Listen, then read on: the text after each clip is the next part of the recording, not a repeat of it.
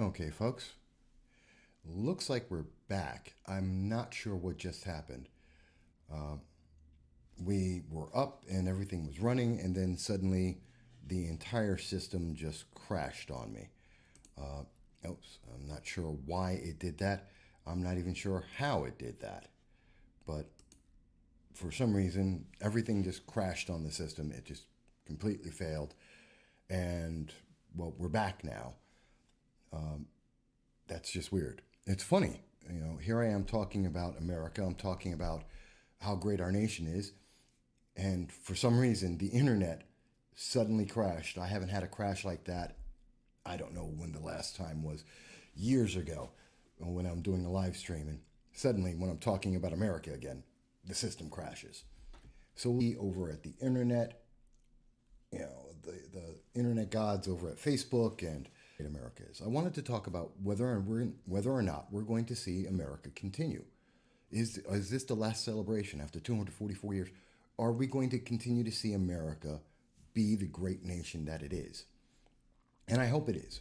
And I expect that it will be. I expect that we're going to continue to move forward. But I got to tell you that over the last several months, there has been a lot of troubling information. A lot of things that they worry me. I think they worry everybody. And they should. How are we going to survive this? Can we survive this? And my answer is yes, we can, and yes, we will. But we have to get away from what we're seeing right now. Some of the things that we're hearing about right now. The things that are out there to divide us, to separate us. And I want everyone to know, whether you're on Facebook, you're on YouTube, LinkedIn, Twitter, when you're watching this, remember, you can always call in at 607-242-1582. You're able to make your comments. You can comment on Facebook or YouTube or through Twitter. We're always paying attention. And you can call in as well. But let's talk about this. Because over the last couple of weeks, what are some of the things that we have been seeing? What are some of the things that have been going on out there? And I want to start off with, obviously, we had what we saw in Seattle. We saw the Chaz, or the Chop, depending on how you want to, whoever is calling the shots on it. We know that the Autonomous Zone, as it was called, that was started back beginning of the month of June, that it failed. That the experiment, the social experiment, the idea that we can have in America where a group of citizens will take over, capture territory, have 500 citizens in homes that are suddenly isolated from America, that just won't work. That the socialist ideology that's predicated on no police doesn't work. I know we've heard a lot of news. Oh, we have to defund the police. They did. They effectively got rid of the police. And then we saw total anarchy there. We saw shootings. I think it was 4 or 5 shootings, 2 deaths out in Seattle.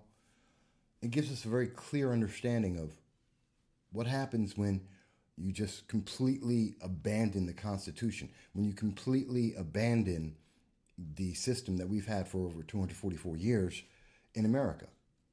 Now, some will say, well, Mike, that's not a perfect system. And you're right, it's not a perfect system. It was never meant to be a perfect system. There's no way that you could ever have a perfect system in the world.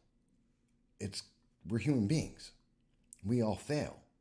Some people are good, some people are bad, some people just don't understand things. There's always going to be some kind of bias. That's true in the history of the world. There has never been, and I doubt there will ever be, a perfect solution because we're human beings. And by definition, we're not perfect. And a government is just an organization made up of imperfect people. So when you say that, and you say, well, Mike, it's not perfect. Well, of course not. But when I look at the rest of the world, when I look at the history of the world, not the history that some people want it to be, but the history that actually exists, the good, the bad, the ugly, the whole thing. When we look at the world, what do we see? We see that, as imperfect as it is, this is the best system ever. I can tell you that in my time, when I've gone to the Soviet Union, when I lived in Moscow, when I lived in Tbilisi and Riga, when I watched the Soviet system out there, I can tell you, America is great. You know, when you're sitting there and you have people, I had to pay people to wait on the lines for bread, 4 hours, waiting to get bread. And when the bread was gone, there was no more. I saw stores that for 28 days out of the month, completely empty. For 2 days, they had food and clothing. And then they suddenly bought that all out. It was gone in 2 days. And then there was nothing else for 28 days. Where people were getting substandard food because the government gave it to them. But that's not living. I tell you, I've seen this. And you know what? In America, you don't have that. It's a better system. We live better. That's why people come to America, because we live better and we live more free. You know, I look at all the protesters that are going on out there running around, and which is fine. That is their right. It is the First Amendment that allows them to peacefully, keyword peacefully, go out and protest. And that's great. If they want to protest broccoli, if they want to protest that Rocky Road is better than butter pecan, go for it. And if people want to join them, do it, as long as it's peaceful. But we're one of the few nations in the world that allow people to do that, that give people the freedom and the right and the expectation that they can go out and protest because they like smooth peanut butter versus creamy. You can't do that in the world. And forget it if you want to actually talk about something substantive, like talking about changing your government. We're the only nation that lets that happen. And that's fantastic. I love it. But we have a lot of things that are happening here. So I showed you the Seattle Chaz, but you know what? As I said, that's gone. It ended. That experiment's done. Because it didn't work. Because it's not better than the system that we have. And true to life, the news media has gone straight on to the next thing. And I'm pretty sure we've all seen a little bit about this. You've heard about it. The same people that brought you the Black Lives Matters, the same people who brought rage, who brought anger, who said, you have to believe what we believe or you are evil and a racist, who went out and directly, in many cases, had riots and looting throughout the nation that we've seen for a month, who went and took over sections of Seattle, tried to do that in North Carolina, tried to do that in Portland.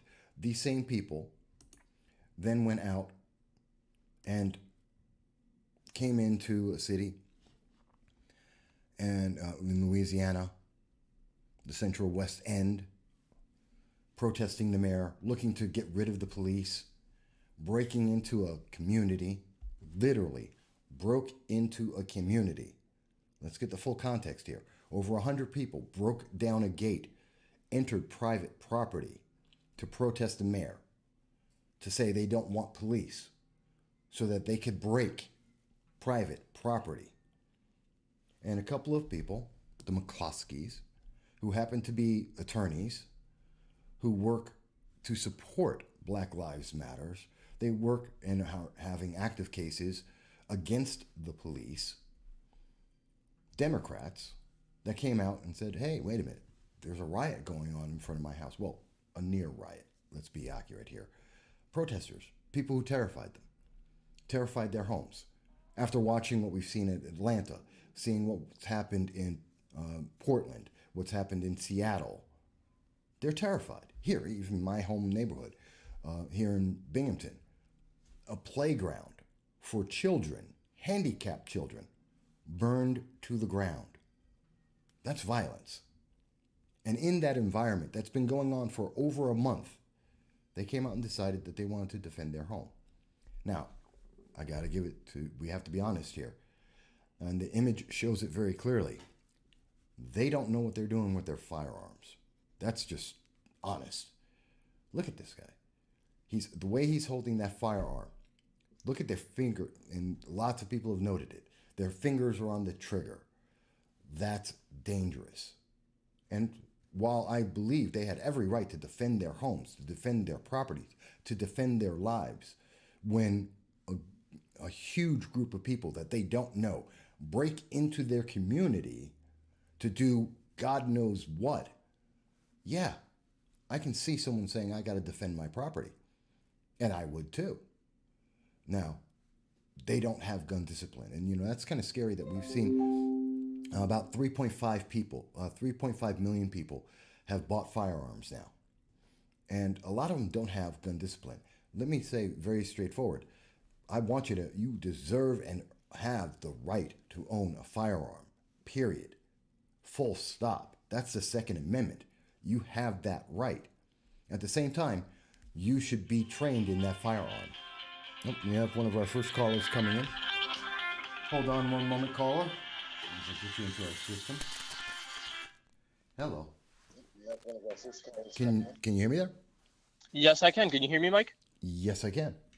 Hi, it's me, John Restuccia. How are you today, Michael? I'm doing all right. We're getting a little bit of feedback here. Hang on. Sure. Go ahead. Try it now. Can you hear me good? Yeah. Well, Mike, I just got a story, and I think it's important enough that you should be covering it. And if you want, I can loop the person who first discovered this story. Binghamton University was forced to take down their 4th of July message to their students. They were? Yes, they were. They had to take it off of social media. Okay.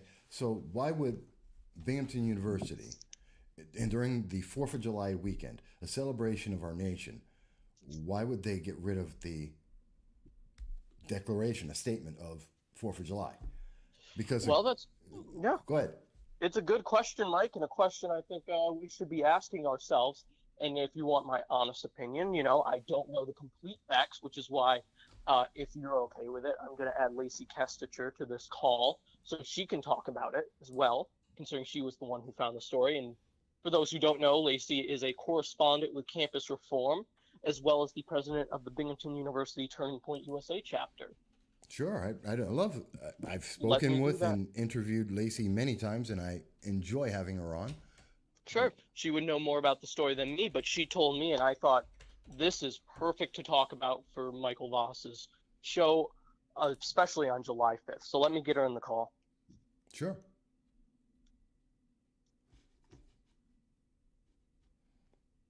While he's doing that. By the way, folks, there's a lot more that I want to talk about here today, and we're going to be talking about a lot of issues, a lot of things about where is America going? Is this our last 4th of July?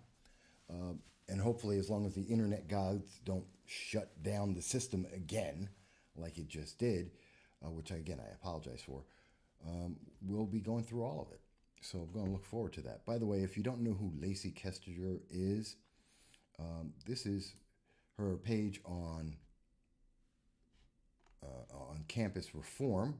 In case you ever want to reach out to her, you can reach out to Lacey. And I want you to be able to contact her. So I'm looking forward to hearing from her. Mm-hmm. Can you hear me now, Mike? I can always hear you. Yeah. Good. I put you on hold for a second. Lacey should be in the call now. So she will be talking in a second here. But like I said, she's a writer for Campus Reform, and she was the one who first discovered the strangeness that is Binghamton University's policies. So especially on this case. So that's why I wanted to loop her in, because she has more information. But if I had to guess why, it's due to all the backlash for the 4th of July recently, especially on social media and all that stuff. If I had to guess, it's outrage culture, and they probably complained to Binghamton University about it. Well, Lacey, are you there? Yeah, I'm here. Hey, Lacey. So, how are you doing, Michael? I'm doing well, and people can see that we've had a couple of interviews and conversations before. And they can always check that out, both on Campus Reform and also at the MVOS political commentary page. So, Lacey, tell me, what's going on? So, basically what happened is I was on Binghamton's social media page, and they had a picture of the clock tower with a firework in front of it. I don't even believe there was an American flag in the picture, but it was basically saying in the comments, Happy Independence Day, just in that order, like have a safe day, have a good day. Just your typical messaging that you would have on the 4th of July. Mm-hmm. It was nice. I appreciated it. And then I went into the comments section, and the comments were absolutely unreal. I was looking through them, and it was all anti-American propaganda, essentially, is how I would put it. It was people lashing out at Harvey over recent incidents that have gained a lot of talk on social media right now, which was one thing. And then it was also just the leftist students going off, basically. They were complaining. Oh, sorry. I think you might hear my dog right now breathing into the phone. I hear you. Nope. Yep. Okay, that's good. So they were basically going off online with anti-American talk and just lashing out at Harvey over things that are entirely out of his control. And they're saying, get down the post, take down the post, what are you doing? And I was commenting on the page because I was getting really frustrated because just seeing some of the things that they were writing, it was, you know, America's white supremacy, whites are the ones that are making our nation horrible, things in that sense, basically. Mm-hmm. And I was commenting on it, and then I try to refresh it to comment again, and the post is gone. And I was about to screenshot it beforehand because I was thinking in the back of my head, what if they take it down? And then, of course, before I even thought of doing that, they took down the post. So now there's absolutely no evidence of it. They just erased it with nothing about 4th of July at all. So I reached out to our school media, the media director, basically. I believe it's Ryan Yarosh. Yeah. I'm waiting a response right now, but I'm really curious to see because I wrote him a response under 30 minutes after they took down the post. I specifically said I want an answer to this question as soon as possible. I want to know why you took it down. I want to know what's going on exactly because it's the 4th of July and I don't see what the problem is. Because other universities that I reached out to, some of my friends are at, their schools didn't put up a post, but Binghamton did, and then they took it down, which I think is even worse. So they just caved into the mob. So let me make sure I understand it. So what we're understanding is Binghamton University, like every institution in America, put up a post celebrating America. Very straightforward, very simple, right? And they were celebrating America like everyone else over the 4th of July. And some students, some individuals disagreed with that. Individuals that possibly were like those at Seattle, Black Lives Matters, who don't like America and want to sell us on the idea that America is racist and that it's not a great country like Governor Cuomo would say and has said. And because those people were saying that and saying we don't support America, a nation that gives them the freedom to say that, the university reacted by saying, okay, then let's get rid of any mention of the 4th of July on their page. Is that what I'm understanding? Yes, that is essentially what happened. Obviously, as well, there's been some other recent incidents going along online with some petitions. But overall, a lot of the comments that I was seeing and that I was interacting with were anti-America, white supremacy, what's Binghamton doing for us in that order. Because Harvey's obviously coming under fire right now because there's been a petition going around, essentially, which it's had thousands of signatures of people trying to claim that Binghamton almost has like a rape culture on campus. Really? It's essentially going on that they're trying to charge a bunch of people saying old sexual assaulters accountable, and it's gained around around 4,000 to 5,000 signatures right now, and they're trying to blame Harvey for any sexual assaults that occur on campus because he got rid of the 20-1 program, which was quote-unquote education for sexual assault, which was really just a joke, which everybody made fun of when they were at orientation. When I sat through it, it didn't do anything. It's like a laughing stock, basically, what the Binghamton tried to do. So they got rid of the program, which I agree with them for doing because it was stupid. And now Harvey's under fire, basically, for something that's out of his control. And a lot of students are also posting about that. Well, let me ask you, so students are upset. And by the way, for people who don't know, Binghamton University is a local New York State university. It's a public university. And Harvey Stenger is the president of Binghamton University. He's also one of the individuals who went back this last year, 2019, when college students, including yourself, were attacked by a mob of students, which became national news. Harvey Stenger took the opportunity to punish the victims of that crime, and that's the same Harvey Stenger. Now, he's also in charge of the university and the fact that they are downsizing the police on the campus. So the same people who are upset with him about celebrating America are also the people who are upset, or should be upset, about the rape culture, but yet they've got less police on campus to protect women from rape. Am I understanding this scenario correctly? Yes, that's exactly what's happening. I think the whole movement right now, with what they're trying to bring forth with the entire sexual assault allegations, first off, if you go through the page, it doesn't even, a lot of them just sound like they're trying to claim it's rape when it's actually not. If you read through the stories even, because it's just like what they're saying, it doesn't, it's not rape, even how they worded it exactly. So it seems like they're trying to charge people first off who shouldn't be charged, which is one thing. And they're saying, oh, hold like the men accountable. I believe you. I hear you. I see you. So it seems like a bunch of little Brett Kavanaugh cases all together. Once again, it seems like that whole scenario is going on. And I know a lot of people will probably hate on me for this, but I'm just being honest with what's going on.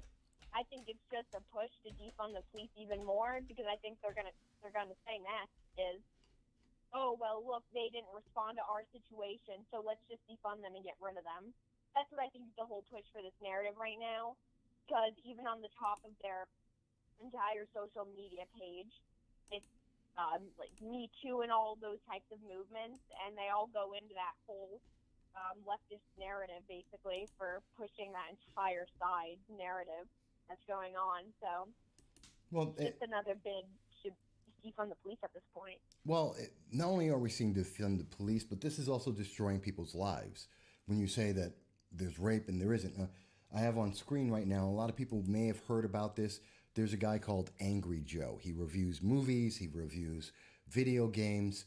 He's been around for over a decade doing this. And there's recently been allegations that seem to be unfounded that came out against him on a Me Too basis. There's a lot of holes in it. There's a lot of questions about it. And the accuser has since removed all evidence and their accusation because the law was brought in.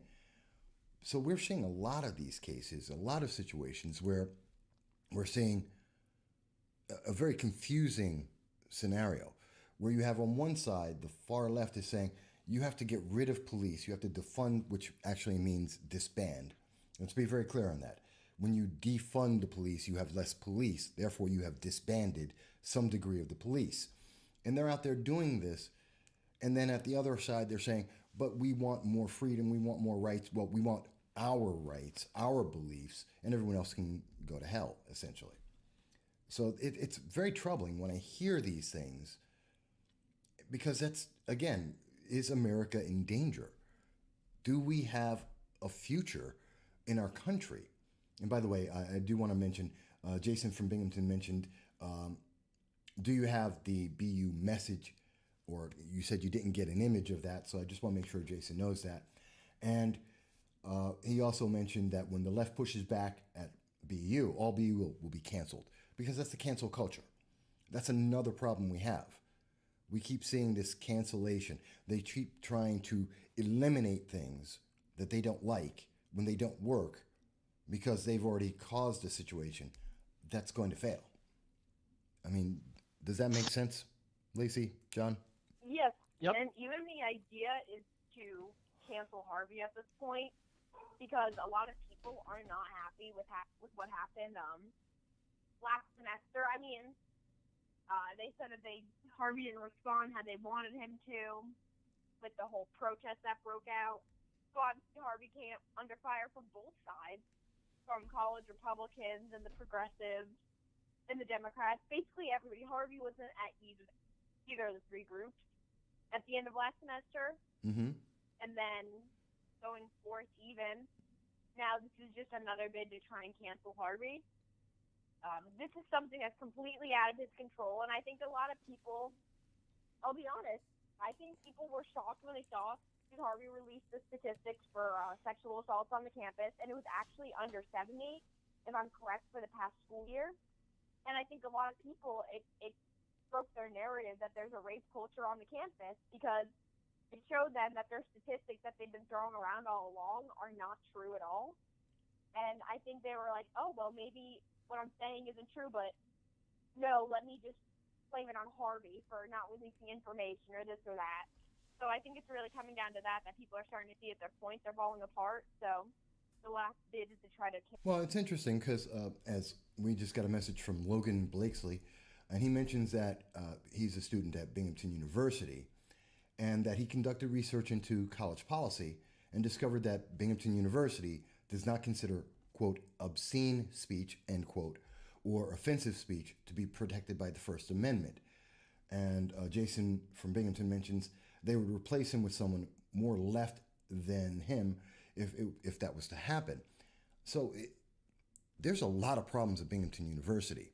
Earlier this year, we saw that speech isn't protected there. The First Amendment isn't protected on the college campus, a place of higher learning, because we had, as we recall, there was the national attacks on conservatives for speaking out. We can see, as Logan mentioned, it's correct, that certain speech ill-defined what that means. Speech isn't protected. People aren't protected. So I'm kind of torn myself that Harvey Singer has proven himself to be a very bad official at Binghamton University because he treats people based on his political preferences, it appears. But at the same time, we're looking at an institution that doesn't like the Constitution. It doesn't like the freedom that we have, even though they abuse and use that freedom and use it to back up their point of view. So I have to go to the question that I was asking about this show. Can America continue to move forward? Or is this like the last 4th of July we're going to see as we see more of this cancel culture, as we see more of this backlash against freedom? True freedom. That's interesting, because I would probably say I think we'll see come this time next year where everything stands. I think for the colleges and universities, it's not looking great. I think it's kind of looking like it's going farther and farther to the left. I'll be honest, even with my Turning Point organization, I've contacted the student government multiple times this week asking for information on how to get chartered, and I haven't heard one reply back. I've sent 2 emails so far and haven't gotten a single response back, and it's been over a week. So that's one thing. So obviously they're trying to cancel Republicans and conservative organizations off the campuses. So I would say that they're going farther and farther left. I think that it's going to be some time until conservatives start standing up. I don't think that the 4th of July will really be the same for quite a few years. I'm not happy with what's going on with some of the people in the GOP right now, but maybe they'll turn it around soon. But I'm not too hopeful looking at everything in the current situation we're in and climate. Well, I know Jason from Binghamton also made a comment. A person with more intersectional power, like a black woman, may replace Harvey Singer, the Binghamton University president at this time. And I can't see that being a good thing for the college, just like I don't see that being a good thing for America. But before I go on with the show, let me ask Lacey, Campus Reform, I know they've done a lot of work on something that I also covered, which was the Confucius Institute. And they've been paying a lot of attention to what's going on in national issues. What do you think? Is there anything that's coming up that either you're working on or Campus Reform is working on that we would be looking out for? I mean, lately we've been covering a lot with, it kind of depends on the flow of the stories and the cycle of the news. But lately there's been a lot of focus with a lot of the defunding the police, the statues we've been focusing a lot on also. There's been some crazy professors, obviously, with anti-American propaganda a lot of the time. But we're keeping our eye out on anything China-related right now as well. That's always a focus. I actually covered something earlier this week. If I'm not mistaken, I believe it was San Francisco State University professors. They were talking about how Tom Cotton's new act, it's the I can't recall the name right now. It's basically a China act though that really won't allow people with graduate studies Yeah. to come to the U.S. and they're trying to compare it to essentially the Chinese Exclusion Act and calling it a modern day version of it, which is absolutely unreal. So it's been stories like that we've been covering a lot. Mm-hmm. Obviously keeping our eye out for anything that may be concerning, because I feel like China's been off everybody's radar right now, and I think it's a huge problem. I think all this stuff is just covering up from the biggest problem right now, which is what's going on. Obviously with them, I think there's a lot of things with China that people aren't watching. I think TikTok's a big issue. That's one thing I'm pretty passionate about. I say don't use it. I think it's a big problem. But I think a lot of people are avoiding it and just doing whatever right now, and they're not really paying attention to the larger national threat with China overall. Well, I agree with that. I think that's a massive issue, and it's only getting worse. It's definitely not getting better. But we're going to look forward to it. I want to hear more about what's going on with campus reform, what's going on with these issues, and definitely looking forward to hearing from you talking about this and letting us know what's going on there. Okay? Yes, it's interesting. We'll have more things coming out. It just kind of goes by the flow of the cycle. I've been enjoying covering a lot of the statues coming down. There's some professors saying pull them down. A lot of professors actually saying pull down the statues. Even if it's like a conquistador, basically, they still want them taken down. So just watching that whole news cycle has been pretty popular with us because it's just outrageous at this point. Everything's being torn down. Right. Nothing's really. Everything can offend somebody. It's funny because even chants for schools, like they got rid of the Oregon State University and University of Oregon. They used to call their sports rivalry the Civil War, but it is no longer allowed to be referred to as the Civil War because it's essentially to a civil war. So. Well, that's one of the things I want to definitely touch on as we go forward here. You know, all these changes, what do they really mean? But keep listening to the show. I want to open up the line just in case anyone else wants to call in. I thank you for breaking that news about what's going on at Binghamton University, which sounds like just censorship and shadow banning and hiding from the reality of having a free, open society. So I want to thank you for that. And keep watching the show. I want to see what you think about this. I'm looking for everyone's comments, and I'm happy to hear them, whether they agree or disagree. But we want to keep going there. So I want to thank you, and John, I want to thank you for putting Lacey in touch with us so we could hear that exclusive. Okay. Mm-hmm. Michael. Thanks for having us on. Thank you. Absolutely. Thank you, guys. Thank you. Hi, Michael. All right, folks. So that was Lacey Kestiger, and what you see on screen is one of the events that happened at Binghamton University, where a group of left-leaning students decided that they could silence others because of what they have to say, because they didn't like what they have to say. And we see this all over society right now. I mean, I can recall, I myself had to go through that recently, and you may recall just a few weeks ago, just about 2 weeks ago, there was the comment from Kymel Yard this was on Twitter, where he's mentioning how all skinfolk ain't your kinfolk. That was directed against me because he didn't like the fact that I, through the freedom of speech, was able to say, hey, I believe in having a voice and I want to be involved in my local school board election. And I picked a candidate he didn't like, which then therefore made me less than black somehow. I think if you're looking at the screen right now, you can tell I'm black. I'm a black Hispanic. And somehow Kaimel, and he's a member of Progressive Leaders of Tomorrow, they see that as being optional, that the way you're born isn't what you are. It's your belief in the intersectional politics, your belief in their ideas. I'll even share something else that I saw that I believe also highlights that. And that is, this is a comment from a gentleman, excuse me. Why is that on the screen? Oh, that's why. This is from Roderick Douglass, a gentleman who's also known as Messiah Andrews. He's the leader of the Progressive Leaders of Tomorrow in Binghamton.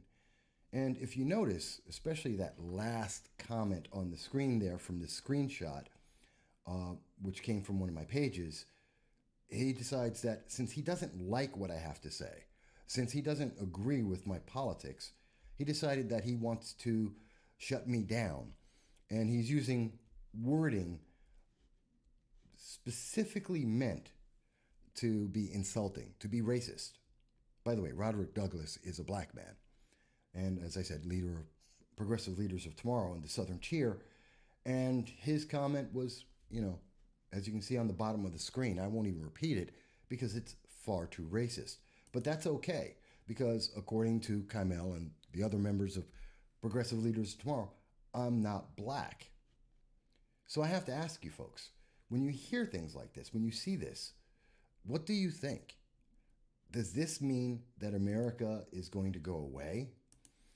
Is this going to have, when we hear about what's going on with the university, where they're silencing speech, where their school is there to teach new ideas, have people make long-lasting thoughts, can we have an America when we have them judging people by the color of their skin, by the politics they believe in, by the candidates they vote for? When they try and silence people based on their beliefs, and if you don't agree with certain groups, that you have to be insulted racially, that you have to be a racist, or you can't be what you were born to be? Is that fair? Is that how America is going to go forward? Is this the new normal we kept being told about? Because I don't think it is. And I don't think we can, I don't think that's going to last. It's kind of like when we're looking at what happened with the CHOP or Chaz, what we saw there. It didn't last because America won't stand for that, because that social experiment is a failure, because we're better than this, because as Americans, we understand our freedoms, and we're not going to put up with people who take away from it. At least I like to believe that. Maybe I'm wrong. Maybe the new normal is people like Roderick Douglass, otherwise known as Messiah Andrews. Maybe it is the new normal that we see people like what we see with, where is it? Like Kaimel Yard and Progressive Leaders of Tomorrow, that define how black someone is by how intersectional their politics are. I tend to think no. I tend to think that's not the case. I tend to believe that people are going to fight against that. I mean, if for no other reason, is that we understand, one, our freedom, and two, we understand that when we get rid of our police, when we bow down to the people who are saying that we have to be intersectional, that 112 people are injured and 83 shootings occur in 9 days in New York City, that we see this happening across the country. When people bow down to the intersectional politics, we see the worst of society. We don't see this golden dream of politics, of democratic socialism, in other words, socialism or communism. We don't see that. What we see is violence. We see the Wild West in the worst forms. We see racism rampant. And that's sad. And that's really, really sad. I mean, as I was talking about before, we're talking about the McCluskeys. These guys are Democrats. And they were afraid. But because they're Democrats and they were afraid of people breaking it down a gated community and coming towards them and with unknown intentions, that they were defending themselves improperly with their firearms. But when they're defending themselves, then all of a sudden, they are enemies too. There was a recent comment that I want to bring up. And I'm trying to, we're talking about America. What is America going to be? What is our new normal? Is the new normal our celebration of the 4th of July like it's traditionally been? Or is the new normal going to be things like what we're seeing now, like the NBA? The NBA plans to paint Black Lives Matter on their courts. Can you imagine that?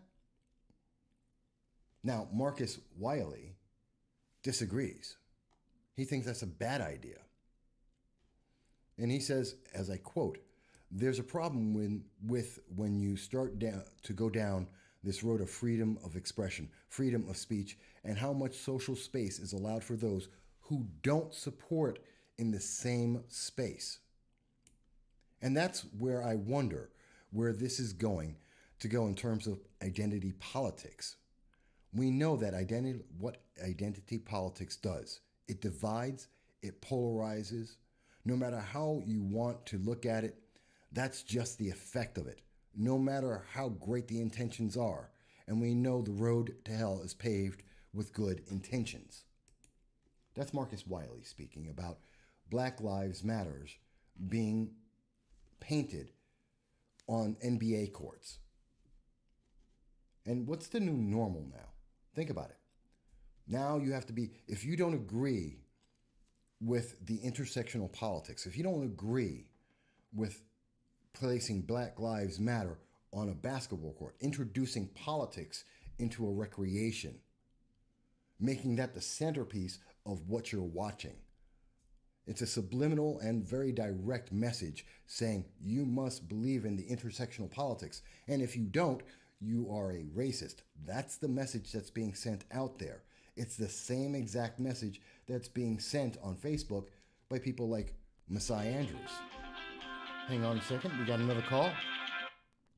Hello, caller. This is Michael Voss. How you doing? Hey, Mike, it's Jason. Oh, okay. We have Jason from Binghamton here on the show. He's a frequent caller, just like anyone can be. And Jason, what's going on? Yeah, I was just going to talk. I mean, you're talking about, what's happening to individuals, when they, kind of have to bow to the intersectionality. And I just wanted to bring up something, locally with, in Endicott there, Deputy Mayor Cheryl Chapman there. Are you familiar with the situation? Yes, I am, actually. And just to clarify for people who aren't familiar with it, in the Southern Tier region, there was a deputy mayor who happened to like on Facebook a statement of all lives, or it was either all lives matter or white lives matter. And because of that, the individuals at PLOT, Progressive Leaders of Tomorrow, and Black Lives Matters, which are interchangeable, the leadership is the same, decided that they were going to have a protest and go out and call for their removal. And they were very, very angry because all lives can't matter. According to PLOT and Black Lives Matter, all lives can't matter. White, blue, doesn't matter. Any lives can't matter unless first Black lives matter, and therefore they have a priority. That's as I understand it. Is that correct? Yeah. And did you hear anything further about any sort of actions from the Democrat Party itself against her? I was reading something, but I wasn't 100% sure. I have heard that there's pressure now on her to resign because the Black Lives movement is a priority. Being able to support, or rather to shut people down, to emphasize race and gender over freedom is more important to the Democratic Party, not necessarily Democrats. Progressives who happen to control the Democratic Party, and there is a difference, they believe that. I don't know that the average Democrat does. And I would love for a Democrat to come on the show and tell me, but I don't believe that's the case. Yeah, that definitely helps kind of open that up for me because I'm always highly critical about the fact that the Democrats themselves are not pushing, against, what is defined as radical, left. Even when you actually watch the behavior of the apology that Chapman actually put forth and what she initially, said, I mean, she simply stated white lives matter. And I think she was coming to a place that, all lives matter, black lives matter. And she was pretty much, it was kind of a sentiment of, a time where Martin Luther's, King's, saying, of judging individuals by the, content of the character, not the color of their skin. And yet now the Democrat Party is putting pressure on her, to force her out. And not only, for her to apologize for that, because, and here we go, is right into the Marxist intersectionality hierarchy. I mean, if you're white, you're the oppressor. If you're anything other than white, then you're a victim.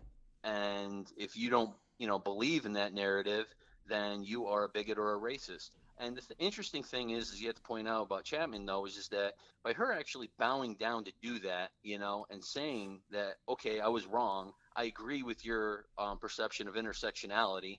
She, by definition of intersectionality and the way that it should be judged, makes her now the racist and the bigot, because now she's setting she's going by those specific standards. Yeah, by admitting Yes. she did something wrong, she was racist, and now she's trying to make up for it. Here's my thing Right. about this, and I want to make this very clear for people. No one should ever apologize for being born. I don't care if you're white, Chinese, Japanese, Indian, black, white. I don't care how you want to define it.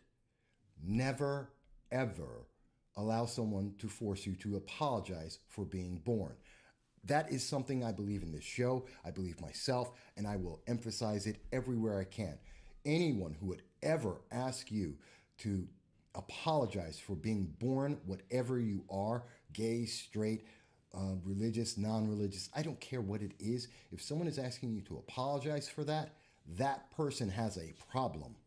It is not your problem that you were born and that you have certain beliefs. It is another person's problem if they hold that against you. That is the definition of bias. That is the definition of prejudice. That is the definition of racism, sexism, however else you want to put the isms. It is, in fact, prejudice and bias. No one apologizes for what they are, ever. I will never apologize for being a black man who happens to be a Republican, who has to be well educated, who has lived around the world, who have been homeless twice. I've lived my life, I have made my struggles, and I am proud to be who I am. No one, including Kymel Yard, including Masai Andrews, including Black Lives Matters, gets to tell me that I can't be and I am not who I am. They don't have that right. And the same thing I would say for anyone, whether it's McCluskey or the deputy mayor or anyone else. Anyone who says that to them, the Democratic Party should be very upset right now, because they're telling her to apologize effectively for being white and for having a viewpoint. And I do not believe in that. That is wrong. I don't care if she's a Democrat or not. She has the right to believe whatever she wants to believe, whether I agree with it or not. And she doesn't need to apologize for being born. That's my view, Jason. I don't know. And in the background, you hear my puppy. He's a little upset because of the fireworks. It throws him off. So, I was going to say is one of the things that with the Democrat Party, or actually every Democrat candidate, I really wish, that not only would they define intersectionality the way they actually see it, but to also say whether they actually agree with intersectionality or not. Well, I'd like them to be very clear about a lot of things, like defunding the police. That's a big thing I've been talking about. For those who don't know, I'm a candidate in an election. I tend to keep that separate of this, the No Soundbites Allowed political commentary. But in that race, that was one of my big issues. Is we have a candidate who is not being clear on whether they or not they want to defund the police, which means disband police. You cannot do one without doing the other. And I disagree with that. And all I want is the candidate to be upfront. And we should have those candidates and all candidates be very upfront. Do you believe in intersectionality? Do you believe that certain people are more important than other people based on their race, their gender, their sexual preference? Do you believe that we should defund police and disband them so that we can benefit this idea that certain people are better than other people? Because that's what intersectionality is. You, Jason, as a white man, are worth less than me as a black man. I am worth less than a black woman, especially if she happens to be gay. And if someone's transgender, they're more important than all of us. And they should have the right to be able to make decisions about all of our lives because we're not worth as much as those groups. That's intersectionality. And that is wrong because at its core, it is a bias. It is a prejudice. You are putting a prejudice in there. And their answer is, as I understand it from progressives, is, well, this is to make up for the wrongs that have happened in the past. My answer is, two wrongs don't make a right. By abusing other people, you don't make less abuse, you make more of it. It fails because you're not answering the underlying problem. That's the way I see that. As John Solak, he joined in. Hey, John, normalcy is devalued. I agree with you, John. But do you see what I'm saying there, Jason? Yes. Can I ask another question? I'm Always, not sure. Always.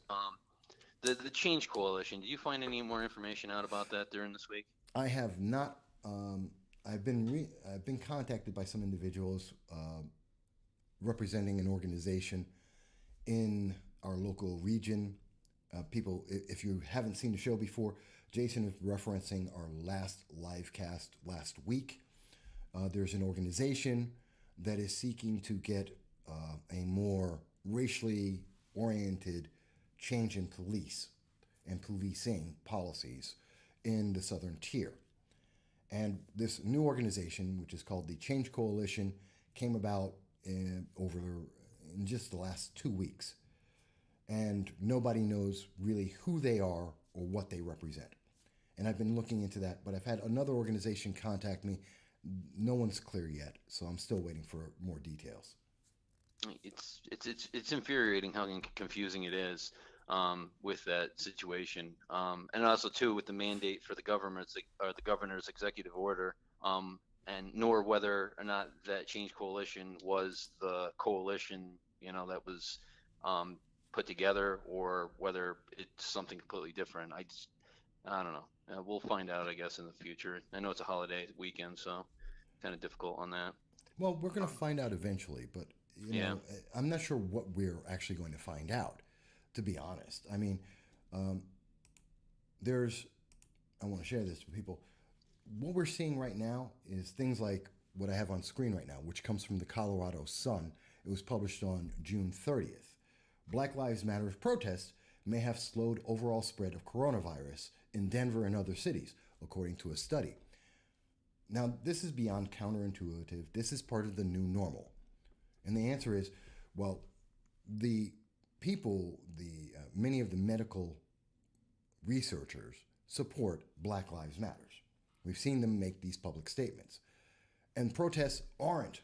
Now, we've seen protests. We're even here in Binghamton. I've done video of it where we saw the protesters. Many of them didn't have masks on. They're standing within far less than 6 feet of each other. There are hundreds, in some cases thousands, of these people altogether. And we've been told specifically, you cannot have gatherings of more than 50 people. We've been told specifically, you can't have gatherings where people don't have masks. We have been told specifically by the government, Governor Cuomo and so many others, that large gatherings are wrong. In fact, we've seen that people in Kansas and Kentucky were arrested at church. They went to a church service. This was back in March.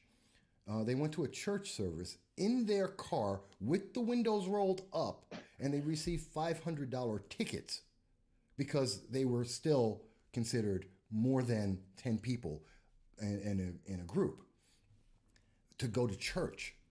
But yet, we can have thousands of people come together at Black Lives Matters protests to promote the bias that one race is better than another, that one race deserves more from the government than anyone else.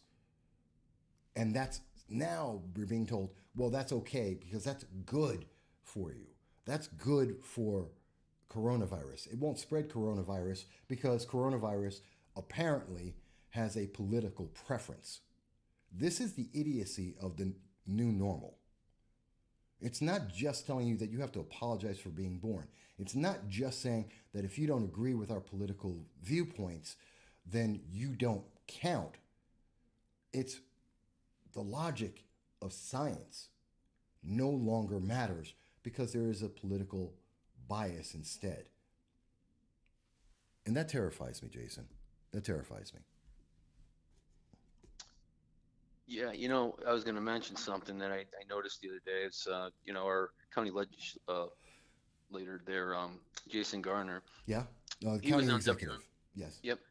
He was on WMBF and he was mentioning about the reopening and how this was going. Mm-hmm. And, this is the first time really from a Democrat, I was actually starting to hear the logical sense is that the whole purpose of locking things down was to flatten the curve. Yes. And as long as the hospitals don't get, overwhelmed, then keep opening stuff up. Once that, gets to the point where, oh crap, the hospitals are going to get flooded, then, then maybe then you take an action. And, That's when you look at this told in March, yeah. Yeah, and the thing is that, and like I said, though, is to hear that coming from him, is actually kind of, is good because it seems like I think certain individuals, on both sides are starting to really start to push back on this narrative. Because when you do look at this, though, for example, even if they did believe that theory, okay, well, open up and shut down. Well, the thing is, though, is that if it is a valve and there are going to be more cases, well, according apparently to the Democrats and, governors like Cuomo, he's the one who decides, the throttle and what organizations or businesses can be open that are actually going to, fill that string.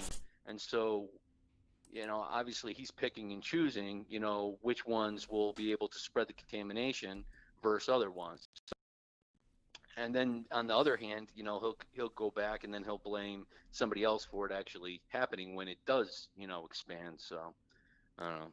It's because it's very similar, and this is a legalinsurrection.com had an interesting posting article on June 24th. And they were talking, it's video showing how some leftists, they were part of Black Lives Matter or Progressive Leaders of Tomorrow, or a similar far-left organization. And they're telling the police officers, in this case, black police officers, how they are not black enough, kind of like Kyle has said to me, that I am not black enough because I don't agree. And these officers didn't agree, so they're not black enough, and that they are a problem. This is the new normal. This is what's supposed to replace everything.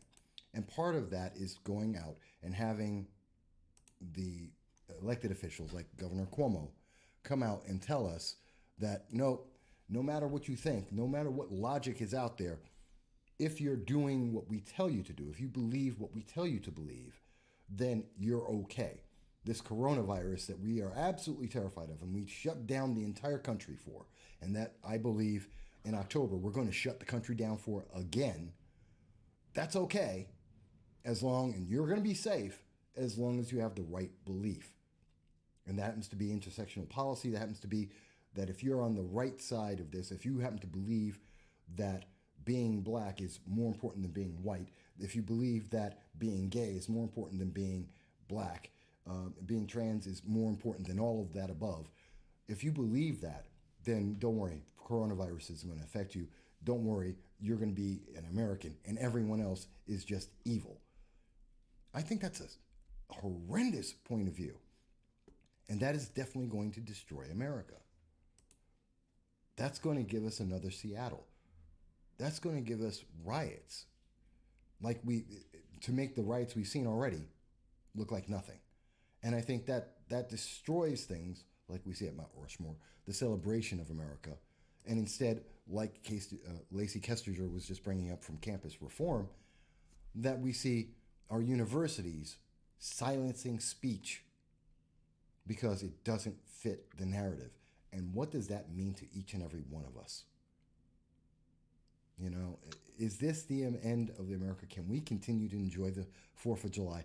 Can we enjoy being Americans and at the same time have to apologize and lose our rights because someone else is offended? It's a deep question. Yeah. Well, go ahead. Yeah, one thing I was going to say is that, to me, I think the most, powerful weapon, against the radical left really is, to point to, while they, like, I was saying before, the interesting part is when they start doxing and destroying themselves or eating themselves alive. And Yeah. this example with the Cheryl, Chapman there, being on the right side of things, and all of a sudden seeing that basically now she's politically trying to save herself and she's being eaten alive. And you're like, well, that point right there is where you intercede and you give your perspective and defend her original position, and then point to how she's being destroyed, on the left. And you can see this happening though to every single individual. I mean, you will see it to Harvey Stinger. I mean, that is one thing that's obviously happening in him. I mean, he's not radical left enough, and he's not, doing things that these Marxists want him to do.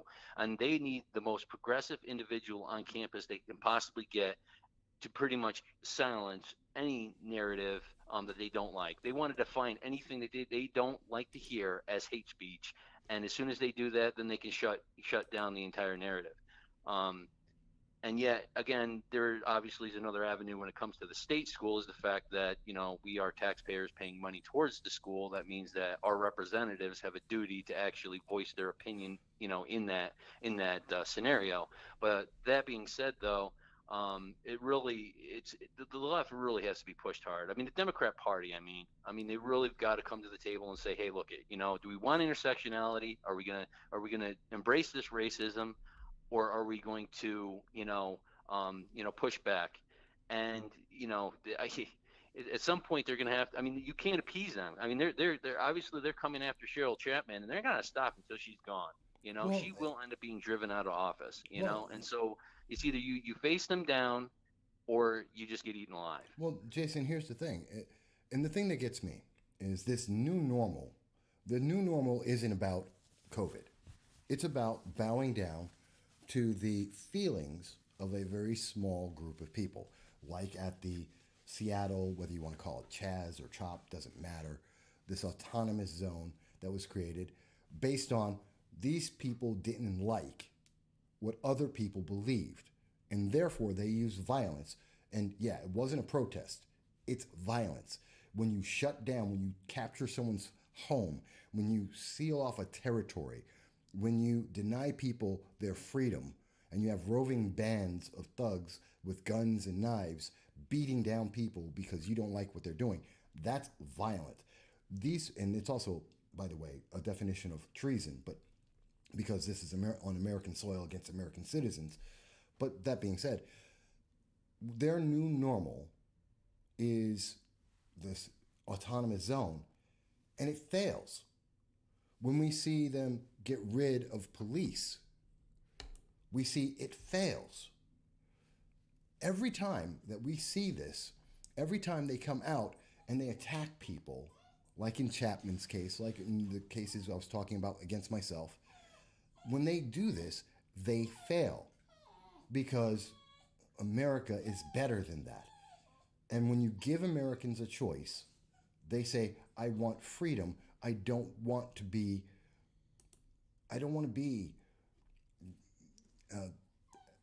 I'm just trying to think of the right word, being dictated to on what I can do, what I can't do, how I can speak, what I can believe in. Like, people like Messiah Andrews, like Kamel Yard, they want to try and silence you by saying racist, sexist, when in fact their policies are. It's just, that's not America. And they don't want to be Americans. But this is America. And we can't stand by that. Not if we want to see America continue. Juan R. mentions, Mike, why is there a movement in Binghamton to defund the police? That's a good question. Do you know the answer to that, Jason, before I let you go? Well, yeah, you're saying that they're failing at what they're doing. But, I look at, different books and things about radicals, like the one there, the Alinsky, the rules for Saul radicals, and Alinsky. their overall mission and purpose. The more, I mean, really, it's what it's about. It's about pushing to the limits of what you can get away with for as long as you can do it.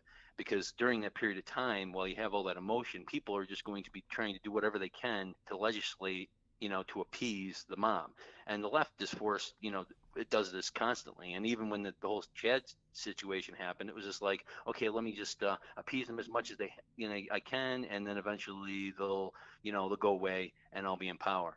But and as far as what you're saying, this is an American, ideals, and that's true, because the thing is that, like, for example, I mean, I think one of the advantages and disadvantages of the United States is that we have different states. The problem is, though, is that as soon as you feel that your rights are being, eliminated, guess what you do?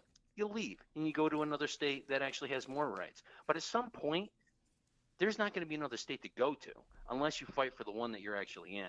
Because what's happening is that at some point, these states are going to create such power for the federal government that you will not be able to escape the radical left agenda, which is a communist, Marxist, intersectionality world. And that is going to be a very sad situation. So I mean, unless the battle is taken to them, in the most progressive, in the most liberal states, and they're challenged constantly, then they will slowly tear the country apart.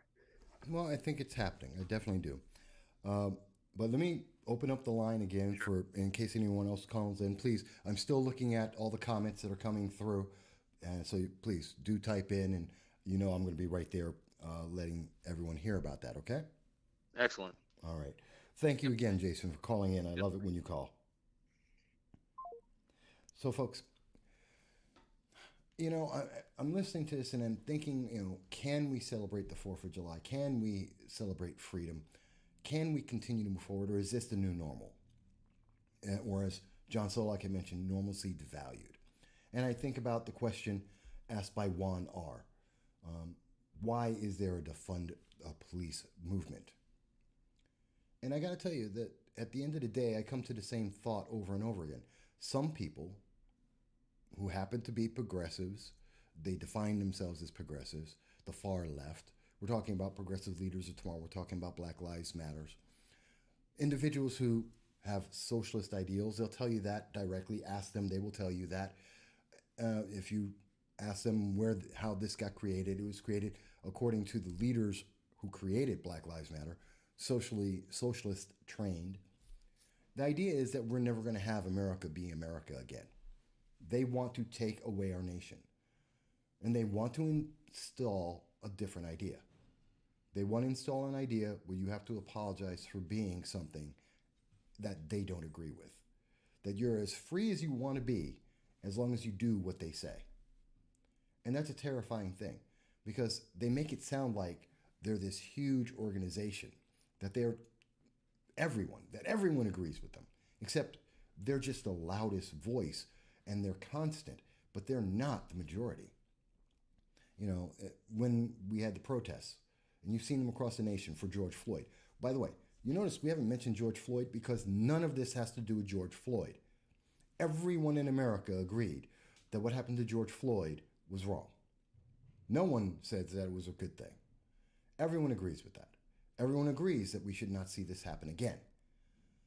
But what we're seeing as a result of this, that's using his name, using the emotion that we've all agreed on, that something wrong happened, they're using that to separate us and to split the nation racially. And it doesn't matter if you're black or not, because the answer is, even if you're black, are you black enough?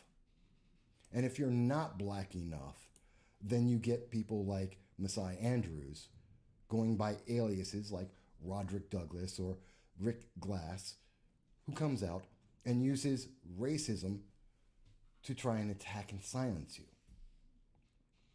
And I'm not afraid of that. I'm not afraid of individuals like Messiah Andrews or someone like Kaimel Yard who will say, well, you're not black enough. Who are you to decide that? Well, you believe the wrong things. Who are you to decide that? I'm an American. I get to make that choice for myself. You get to make that for yourself. We need to defend that. And when our institutions, like Binghamton University, decide that they're going to hide the freedom of individuals to say, I love my nation because I am free, we need to say something about that. Now, Logan also mentioned a good point on the intersectional movement has been brought up. And one must also consider that states like New York and California have lots of people heading out to Texas and Florida, turning them in blue in the process. Ruin one state, move on to the next. Yes and no, Logan. Remember, in New York State, it was back in 2013, if I remember correctly, that Governor Cuomo made the statement, if you believe in God and guns, if you're a conservative, get out the state. And people have. They have responded directly. We've had 1.8 million people leave New York State since Governor Cuomo has been in office.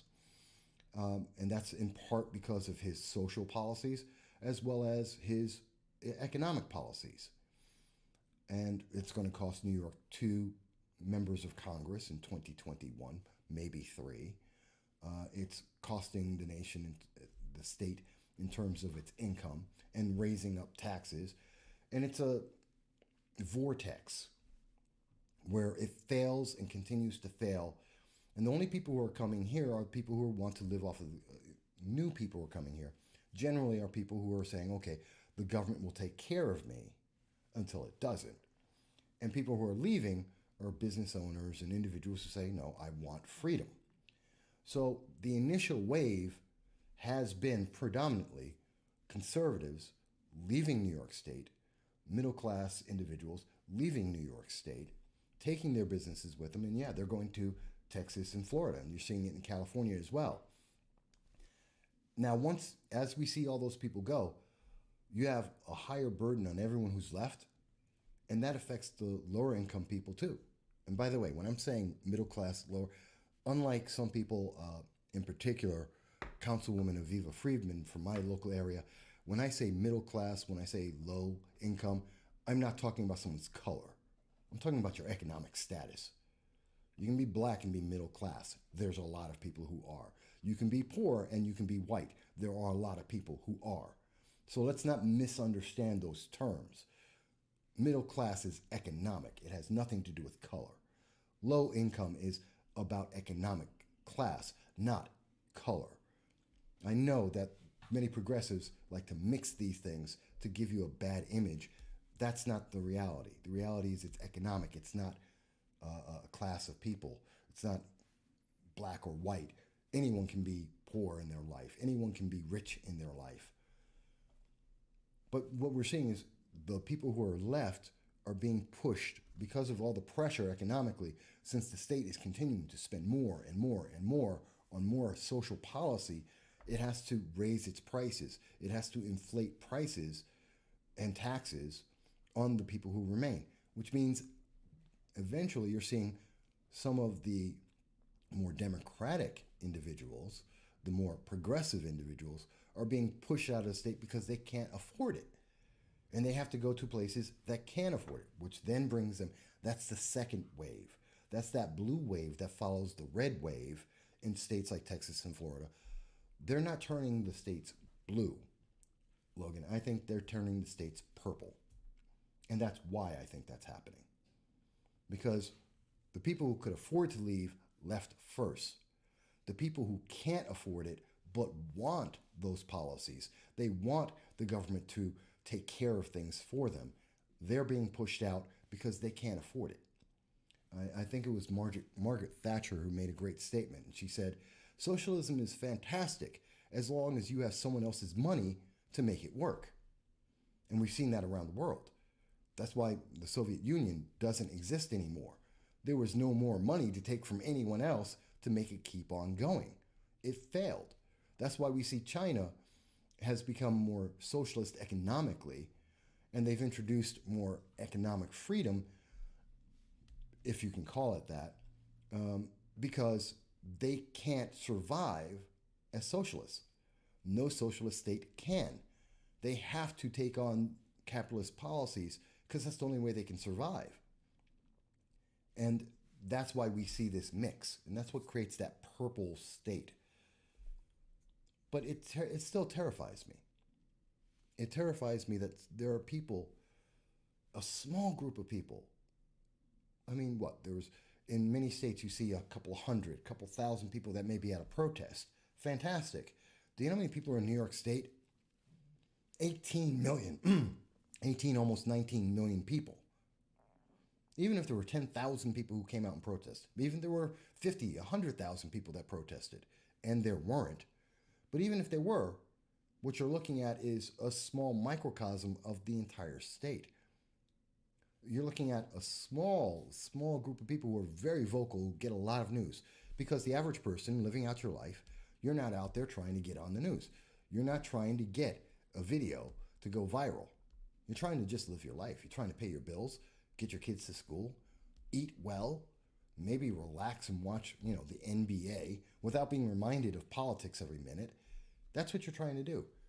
So when you hear all these other groups, and it's true on the right as well, the reality is that's a small group. Most of us are not on those groups.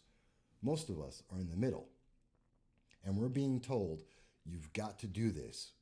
You've got to believe, especially from the progressive left, you have to believe or else. And that should be troubling to everyone. When someone says you have to do what I say or else, that's not freedom. That's not someone who's trying to promote your freedom. That's not someone who's trying to take care of you. When someone says you need to shut up because I don't like it and it doesn't agree with my politics.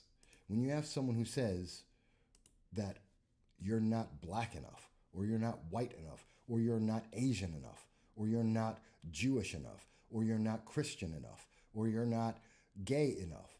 When they say that to you, they don't care what you are. It's not about who you are. It's about doing what they say. It's about control. That's all it is. At the end of the day, it's about control. And when they are trying to control you, they're not trying to celebrate your freedom. They don't believe in a July 4th because they can't.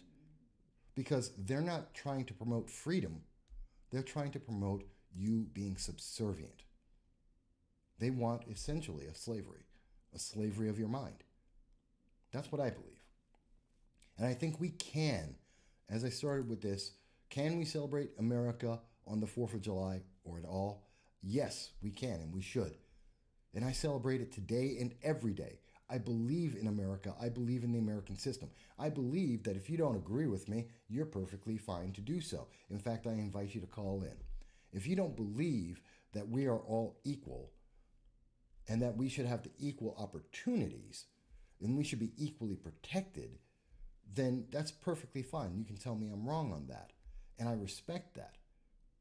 But you don't get to change my viewpoint. You don't get to use force to change the way I believe. You don't get to use the power of government to punish me for not agreeing with you.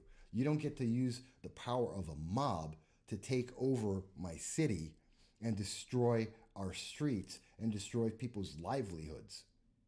These people aren't out there to have freedom. They're not there to help you.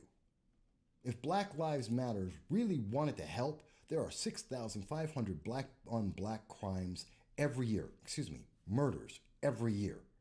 If they were really serious, they'd be in the middle of Chicago and they'd be trying to stop the gang violence. They'd be trying to stop people from the drugs like opioids that are killing so many people. Tens of thousands of people. That's where they would go. That would be the first thing that you'd want to take care of. Not the 36 cases in any given average year of police violence. And yes, that's deplorable. And yes, we should stop that. But their focus should be on the thousands of people, the tens of thousands of people who are being affected every day that they don't care about and you've never heard them say. You've never heard Black Lives Matter. You've never heard Progressive Leaders of Tomorrow. You've never heard them say, we have to stop the drugs in our community. You've never heard them say that we need to stop the gang violence in our communities. No, what you've heard them say is white people are evil. That doesn't help the gang violence. That doesn't stop drug abuse. That doesn't stop domestic violence. That doesn't stop all of the problems that we see in America that we need to work on. But there are priorities, I think. And the priority shouldn't be, well, you're not important enough because you haven't apologized for being born, and you're not important enough because you don't agree with them. I don't think that's right. Jason mentions, and this is the same Jason who just called in, and folks, you can call in 607-242-1582. You can text or you can send in a message on YouTube or on Facebook. Jason mentions, do you have an opinion on the Kaepernick statement? I believe the statement was about the 4th of July and freedom, and that he doesn't agree with it. It's kind of like the NBA statement about Black Lives Matter to me. He's forcing his idea onto others. He's saying, well, you have to agree with me. See, there's police violence, so you have to agree with me. We've had riots. We had George Floyd die. You have to agree with me. And if you don't, you're a racist, you're a sexist, you're a homophobe, you're all of these things that are supposed to scare people into being silent and doing what he wants. I disagree. I think Mr. Kaepernick he's an example of what I see out there with some of these individuals. And again, I'm not talking about the Democrat rank and file. There is a massive difference. I can have conversations with many Democrats, and I've had wonderful conversations with them. But Mr. Kaepernick and many others who are running around with their Starbucks coffee, their iPad, their iPod, who are running around in $500 jeans and $1,000 sneakers, are really hypocritical. They're talking about how horrible this country is. Go to Ethiopia and tell me that you're going to have money enough to have $500 jeans and $1,000 sneakers. You go to Venezuela and tell me you're going to be able to have iPods and iPads and a Starbucks as people are starving to death. You know, you want to tell me how horrible America is and that it's just not fair? I don't see the nation starving to death because of socialism that's been implemented and kills thousands of people, that has the government going out killing thousands of its own people in the name of socialism. I don't see it. We're not North Korea. We're not Venezuela. We're not China. They want to tell me how evil it is. That's why Hong Kong is fighting to become more like America, even as some people in America are fighting to become more like Hong Kong. Jason mentions, while you enslaved our ancestors, we reject your celebration of white supremacy and look forward to liberation for it, which is the comment from Kaepernick. You know, let's start with something really simple. Name a nation that hasn't enslaved somebody. Name a nation that has ever existed in the history of mankind that didn't have in some other group that was enslaved or conquered and secondary citizens or slaves. Name one, because they don't exist. If you've ever read history, anyone's history, if you just read history, the fact is everyone's been enslaved by somebody at some point. And yeah, it's a horrible statement, and it's something that we shouldn't forget, which means don't tear down statues. It means don't destroy the history that reminds us of what happened in the past. Don't change it so that instead of having black slavery, we have white slavery instead, that you instead put that same kind of secondary status on individuals that don't agree with your philosophies, ideologies. No, what we do is we remember and we look at those statues and we look at that history and we say, hey, this is why we're not going to do that again.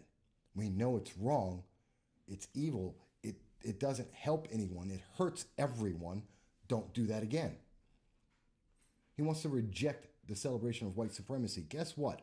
Black supremacy exists too. You want to compare blacks to what's going on in 2/3, actually 3/4, maybe even more of Africa or the Middle East or South America? You want to talk about supremacy? Do you think, because if you go to those nations, they're not going to look at you as, well, you're a black man or a black woman or a person of color, and so therefore, well, we're going to embrace you. No, they're going to look at you as, you're an American. You are filthy rich. You are an elitist, And you don't belong here, and we're not going to treat you any better, whether you are white, black, or anything else. It's an ignorant statement from someone who's never actually lived in another country. A lot of these things sound great if you've never lived in another country. I have. I've seen what they say. I've heard them say it. I've seen how they live. And yes, America is an elitist nation. We are a great nation. We are the pinnacle of the world, as I said before. And that's why we have millions of people trying to get here every year, because we are great. And to say that, well, we're going to reject the celebration, celebration's about the Constitution. And as far as I know, the Constitution isn't about race. And before anyone says, oh, the 5-6 Club, yeah, I know. And there's a compromise. And do you know the history about that compromise? But anyway, we also had the 14th Amendment and the 15th Amendment, 13th Amendment. So let's think about this. We are liberated. We are free. The fact that Kaepernick can get on national TV, that he can be quoted, that he can be a multi-millionaire for playing a game, and he can influence politics, you aren't a slave. He is liberated. He is a definition of liberation. And so many others are. You want to talk about destroying the system? Tell me, what's better? The ability to be able to grow up, to have a good life, or even a bad life, and turn it into being a multi-millionaire, to be able to be known around the world, to be able to influence politics. How more free do you get than that? And you want to tell me that you can't celebrate the nation that allows you to do that? Because you could have the Black Lives Matters where someone's going to beat you down because they don't agree with what you have to say. Or you can have the freedom to go out and speak your mind, and people will put that out there, and you can have a conversation. Guess what? You're more free here. If he doesn't think it's free, go to China and try it. Go to North Korea, Venezuela, Cuba. Go to Moscow. Give it a try. See what happens. I guarantee you, if he survives it. So that's what I have to say about Colin Kaepernick. Spoiled and totally misunderstanding his freedom and abusing that freedom to try and corrupt it and take it away from other people. I disagree with that. I disagree with that. That doesn't mean I believe in everything someone says. It doesn't mean that I'm alt-right or something. I've been called everything. I get all the insults. Not just that, that I'm not. I get more than just I'm not black enough. More than, the comment that Mr. Messiah Andrews used against me, a very racist term. No, I've been called all those things. And you know what? At the end of the day, the fact is, you should have freedom. And freedom is good. And I think everyone, Democrats, Republicans, conservatives, libertarians, all agree. More freedom is better. More government, more of this 1984 socialist communist ideology that gives us less freedom is worse. That's just a fact. But maybe you think I'm wrong. Maybe you think I don't know what I'm talking about. Maybe you think that the evidence I'm showing, the facts that we can all see that are indisputable. I'm showing, that's part of the reason why I do this in the show. Why I show you the sources, the information, why I include it in the links in the comments so that you can see this for yourself and then make your conclusion. These are my political conclusions based on my experience of 52 years, based on seeing what happens over and over again, seeing what they're doing right now, and seeing what's most likely the outcome. That's why I do this every week, because that's where freedom comes from having knowledge, not being fed some propaganda by a group that has an objective, but by saying, here's what we know, here's what we can expect. Do you agree?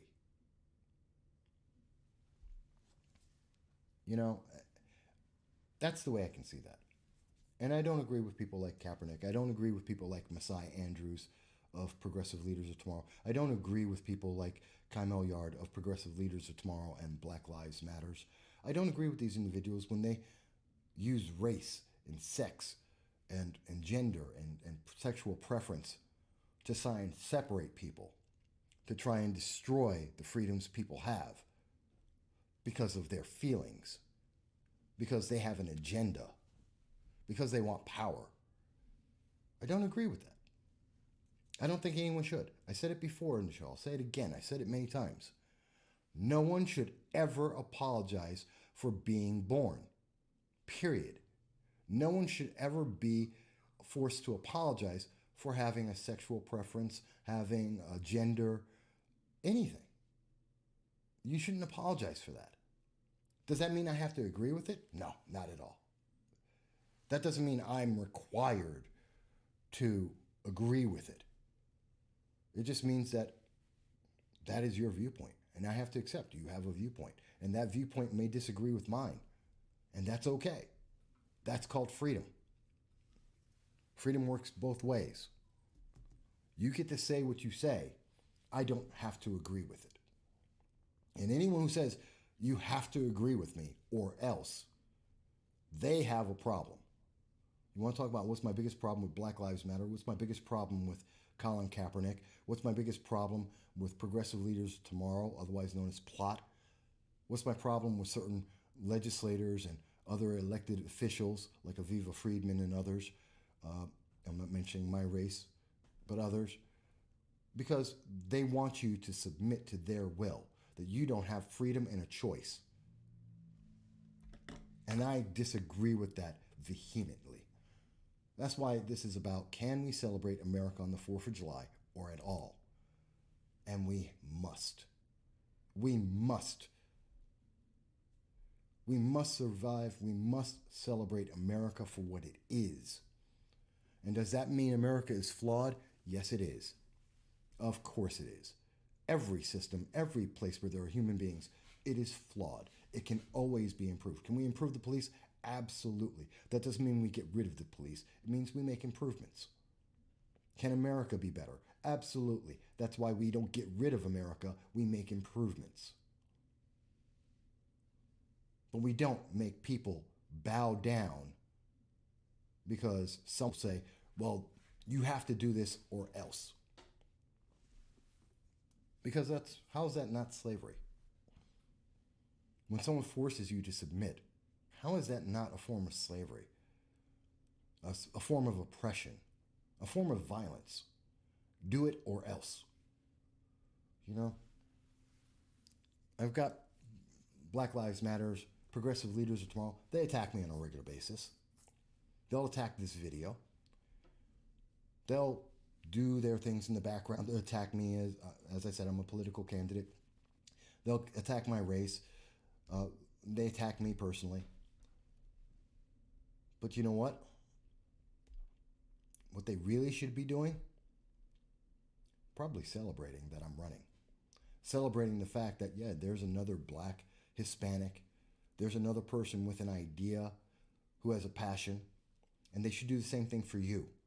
There's another human being who has a viewpoint, whether I agree with it or not, that is willing to speak about it, to do something, and to try and make things better, to try and improve things. Not that they agree with it 100%, not that they agree with this idea or that idea, but to hear the ideas and say, well, what can we work with? How can we work together to make it better? That's not what they're saying. They're not saying, let's work together to make it better. They're saying, submit to my will. I reject that. I think Americans reject that. We just don't get a lot of TV time saying it, which is kind of sad. All right, folks, so who else wants to call in? The phone number is 607-242-1582.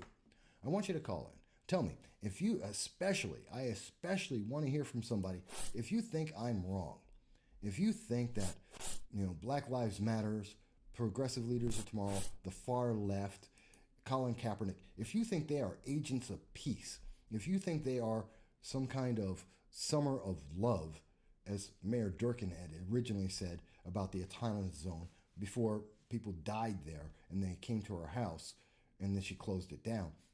If you believe that I just don't get it, tell me why. Don't call me a racist. I already get that. Don't attack whether I'm black enough. I've heard that all my life. Don't tell me things like some kind of personal attack. Give me a reason. If you think I'm wrong, if you think I'm missing something, just tell me. Tell me why. Let me learn. Let's all learn together. Call in. I'm not going to attack you. I want to hear what you have to say. And I ask this every episode, every show. I ask, call on in. You don't agree, call in. And they never do. I wonder why. I wonder why these secret organizations, remember, Progressive Leaders of Tomorrow, Black Lives Matters, these people who are saying that we should not celebrate the 4th of July, that we should not celebrate being Americans and having freedom and living one of the best lives in the world. Because think about it, that's what we have right now. We are the best nation in the world. We have the best lives in the world. And these people are saying that that's not good enough. And these people aren't willing to tell you who they are. I know Messiah Andrews, otherwise known as Roderick Douglas, otherwise known as Rick Glass. Yeah, I know that he doesn't agree, but the only reason we know about his name is because he got arrested. And that he was involved in the arrests in Albany for lying, for breaking the law. That's why we know his name. What about the other members? What about the people? Who are these secret individuals? Secret individuals that want you to submit to their will but won't tell you who they are. Some of them are politicians. Most of them won't tell you who they are. Aviva Friedman did. I'll give her credit for that. Councilwoman Aviva Friedman, my local councilwoman, came out and said she's for plot. Okay, fantastic. We know that. Who else? Why are they secret? Why are they afraid in a free society to let you know who they are and what they believe? Why do you have to submit to their will when they won't even tell you their name? I don't know. You want me to agree with Black Lives Matters? Guess what? Tell me who Black Lives Matters is. Who's actually in charge? Who are the people? Give me their names. Who am I agreeing with? Who are they asking you to agree with?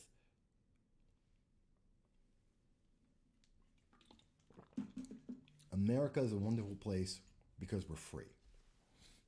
Because I can have this conversation and you can have it and you can tell me I'm right, I'm wrong. That's freedom. That's worth celebrating. You don't have to agree with it, but I don't know how you don't. Unless you have an agenda. Unless you want power. Unless you want other people to submit. Which isn't freedom. So I've been on for an hour and 38 minutes, wow. Even though the internet powers that be shut us down for the first 30 seconds. So I want to thank everyone who came back and found and listened to the show, and everyone who's been watching the show, whether you've commented or not. I want to thank everybody who's thinking about this, who hears about this later. Leave your comments. Let's all think about this. And most of all, even though it's not the 4th of July, let's celebrate America. Let's all celebrate it because we're free and because we can. And because in the rest of the world, they can't. I hope it was a good show. I hope you enjoyed it. I really do. And I hope everyone's going to have a great 4th of July. And I hope you celebrate it. And I hope you have fun and that you have peace and that you are able to have it with friends. And I hope that, I'll see you next week. But folks, I want to thank you for joining us today. I thank everybody who called in. I thank everyone who left a message. And I look forward to talking to you all again very, very soon. Thank you, everyone.